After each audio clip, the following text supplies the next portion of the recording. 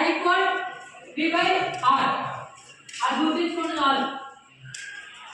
I equal V by R. అది ఎలాగైనా రాయొచ్చు. ఎలా రాస్తారు అంతే.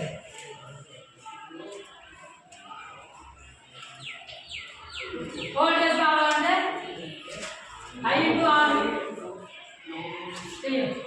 I మనకి ఇచ్చి ఉన్నాడు, కరెంట్ ఎంత ఇచ్చి ఉన్నాడు, రెసిస్టెన్స్ ఎంత ఇచ్చి ఉన్నాడో ఇచ్చి ఉంటాడు.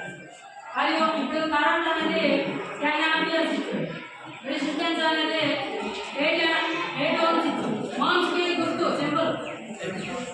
ఓకే, R అనేది రెసిస్టెన్స్. ఇప్పుడు నీకు వోల్టేజ్ కనుక్కో అంటాడు. ఏం చేయాలి మనం?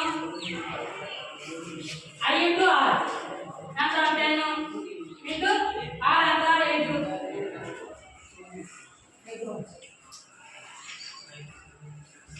ఎంత అయింది? 80 వోల్టేజ్లో మనకి అక్కడ పవర్ అనేది సప్లై అవుతుంది. ఓకేనా? కరెంట్ కనుక్కోవాలి. ఏం చేయాలి? V ఇచ్చాడు, R ఇచ్చాడు, కరెంట్ కావాలి మనకు. ఏం చేయాలి? V by R. V ఎంత 80 బై R ఎంత 8 ఎంత అవుతుంది? 10 అవుతుంది. 10 అనేది I ఇక్కడ వచ్చింది అంటే లేదనుకోండి. అప్పుడు V అడిగితే I into R. V ఒకవేళ R అడిగాడు V by I. V ఎంత 80